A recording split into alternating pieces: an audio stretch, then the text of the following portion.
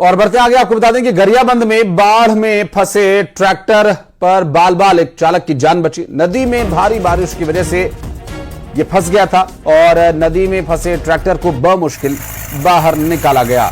और राहत की बात यह रही कि जो ट्रैक्टर चालक था वो किसी तरह से बच पाया।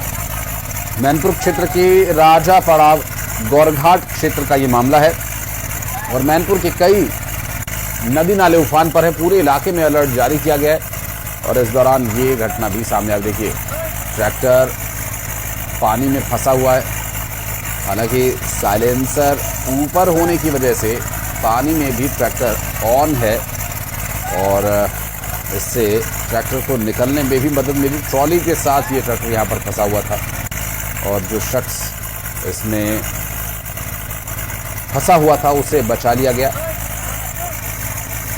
ये राहत की बात है। तो तेज बहाव के बीच ट्रैक्टर या पैदल, बाइक से, कार से पार करने की कोशिश न करें क्योंकि ये खतरनाक हो सकता है, जानलेवा हो सकता है।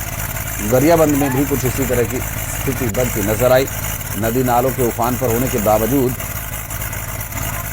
लोग इसे पार करने की कोशिश कर रहे हैं।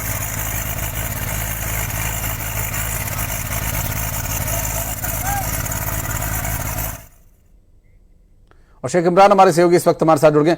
इमरान, आखिर उफनती नदी में ट्रैक्टर लेकर उतरने की क्या आवश्यकता थी? देखिए कि ये पूरा जो मामला है मैनपुर क्षेत्र के राजापड़ाव गौर गांव का इलाका है जहां बाघ नदी पर बाढ़ आ गया।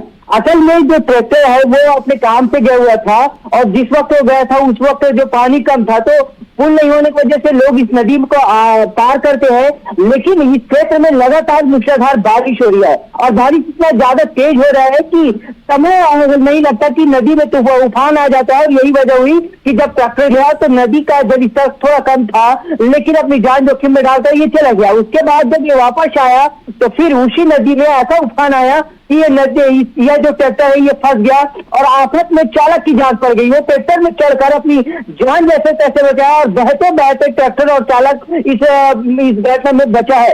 और उफनती नदी को आप देख सकते हैं कितना खतरनाक है। लोगों को सचेत रहने की जरूरत है, सतर्क रहने की जरूरत है, लेकिन कहीं न कहीं लापरवाही का मामला है। बहरहाल समय रहते ट्रैक्टर को वहां से निकाल लिया गया है। राहत की बात है कि अब कोई बड़ा नुकसान नहीं हुआ, नहीं तो देखते ही देखते एक बड़ा हादसा हो सकता था। हालांकि इस क्षेत्र कई नदी नालों में इसी तरह के उफान आए हुए हैं और लोगों को यहाँ पर सतर्क रहने की जरूरत है। अगर नदी में कम पानी लगता है और वो पार करके उस पार जाते हैं तो आते वक्त अगर बारिश सबसे ज्यादा होती है तो समय नहीं लगता कि नदी का जल स्तर बढ़ जाता है और इस दौरान अगर वो नदी क्रॉस करते हैं तो अचानक पानी बढ़ जाता है और हालात ऐसी उत्पन्न होती है कि नदी में लोग फंसे हुए मिलते हैं।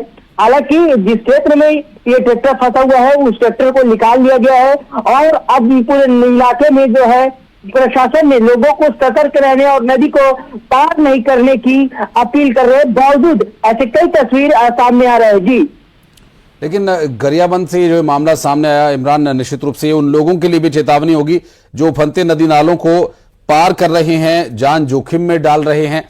प्रशासन की तरफ से, हालांकि ग्रामीण क्षेत्र है, बहुत ज्यादा प्रशासन की पहुंच वहां पर होती नहीं है अमूमन, लेकिन इस वक्त आवश्यकता है कि पहुंच होनी चाहिए।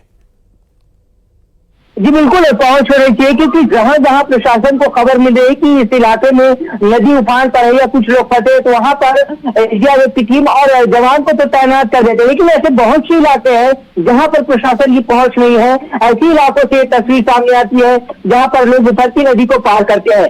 जरूरी है कि देखिए लोगों को रोजमर्रा के लिए नदी को पार करके उन्हें जाना पड़ता है, राशन सामान लेने जाना पड़ता है, स्कूली बच्चों को स्कूल जाना पड़ता है।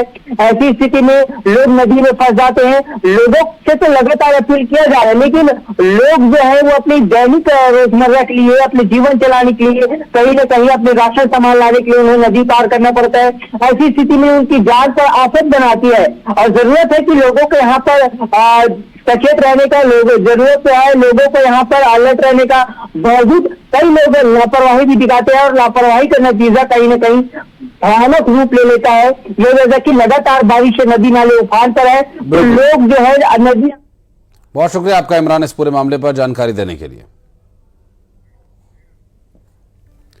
और श्योपुर से एक अहम खबर, जहां तेज रफ्तार एक बस अनियंत्रित हो गई और